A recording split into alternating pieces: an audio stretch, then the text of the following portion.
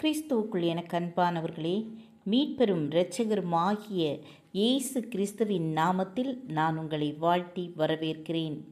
இன்றைய தினம் உங்களுக்காக கொடுக்கப்பட்ட வேத வசனம் ரோமர் 14 அதிகாரம் 21 மாம்சம் புசிக்கிறதும் மதுபானம் பண்ணுகிறதும் மற்றெதையாகிலும் செய்கிறதும் உன் சகோதரன் இடறுகிறதற்காவது தவறுகிறதற்காவது பலவீனப்படுத்துகிறதற்காவது ஏதுவாயிருந்தால் அவைகளில் ஒன்றையும் செய்யாமல் இருப்பதே நன்மையாயிருக்கும். குழந்தை பாக்கியம் இல்லாமல் ஒரு தம்பதியினர் இருந்தனர். ஆண்டவர் சமூகத்தில் கணவனும் மனைவியுமாக அதற்காக பாரத்தோடு ஜெபித்து வந்தார்கள். 5 வருடம் கழித்து ஒரு அழகான ஆண் குழந்தையை கர்த்தர் கொடுத்தார். அந்த குழந்தையை சிறு வயதில் இருந்தே பயபக்தியோடு வளர்த்து வந்தனர். ஆண்டவர், தகப்பன், தாய், ஆசிரியர் இந்த 3 பேரும் உன் மீது அன்புள்ளவர்கள், பொறாமை கொள்ளாதவர்கள் என சொல்லி வளர்த்தனர். மகன் வளர்ந்து இளம் பருவத்தை வந்தடைந்தான். இந்த தகப்பன் பொழுதுபோக்காக தொடங்கிய மதுபானம் அது இல்லாமல் வாழ முடியாத அளவிற்கு அடிமையாக மாறினார். இதை அவருடைய மகன் கவனித்து கொண்டே இருந்தார். அது மட்டுமல்லாமல் மகன் கல்லூரியில் படித்து வந்தான். கல்லூரி ஆசிரியர் முகத்தை பார்த்தாலே மகனுக்கு மகிழ்ச்சி உண்டாகும். அந்த அளவிற்கு கல்லூரி ஆசிரியரை நேசித்து வந்தான். இந்த ஆசிரியரைப் போல படித்து நானும் பெரிய இடத்திற்கு வந்துவிட வேண்டும் என நினைத்து ஆவலோடே படித்தான். ஒரு நாள் கல்லூரியில் சுற்றுலா ஒழுங்கு செய்யப்பட்டிருந்தது.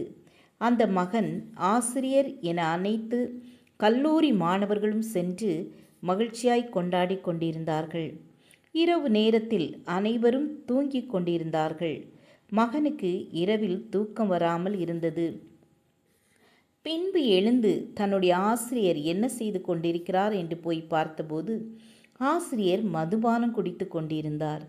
மகன் நினைக்கிறான், தன்னுடைய தகப்பனும் தனக்கு பிடித்த தன்னுடைய ஆசிரியரும் மதுபானம் குடிக்கிறார்கள். அப்படி என்றால் மதுபானத்தை நாமும் குடித்தால் என்ன தவறு என்று தவறாக தீர்மானம் பண்ணினான். பின்பு நாட்கள் சென்றது. மகன் குடிக்கு அடிமையாகிறான். கிறிஸ்துவுக்குள் எனக்கு அன்பானவர்களே, உங்கள் பிள்ளைகள் உங்களை முன்னோடியாக பார்க்கின்றனர். பெற்றோர்களே, நீங்கள் முன்னோடியாக இருக்கிறீர்களா? சிறகு இல்லாமல் வானத்தில் பறக்க நினைக்கும் மாணவர்களுக்கு இறகை உருவாக்கி பறக்க வைக்கும் என் அன்பான ஆசிரியர்களே, நீங்கள் முன்மாதிரியாய் தன் மாணவனுக்கு முன்பாக இருக்கிறீர்களா? இல்லை என்றால் உங்கள் வழிகள் அவர்களுக்கு தீங்காக காணப்படுகிறதா? கொஞ்சம் சிந்தித்து பார்த்து உங்களை மாற்றிக்கொள்ளுங்கள். கர்த்தர் தாமே உங்களை ஆசீர்வதிப்பார். ஜெபம் செய்வோம். அன்பின் தேவனே, பிறரை இடறச் செய்யவும் காரியங்கள் எங்களில் இல்லாதபடிக்கு எங்களுக்கு ஒரு உணர்வை தாருங்க. உமக்கென்று நாங்கள் வாழ வேண்டும். உலக பிரகாரமான பாவ வாழ்க்கையில் எங்கள் பிள்ளைகள் செல்லாதபடிக்கு நாங்கள் அவர்கள் இடறுவதற்கு உரியவர்களாக இராதபடிக்கு எங்களை பரிசுத்தமாய் காத்துக்கொள்ளுங்க.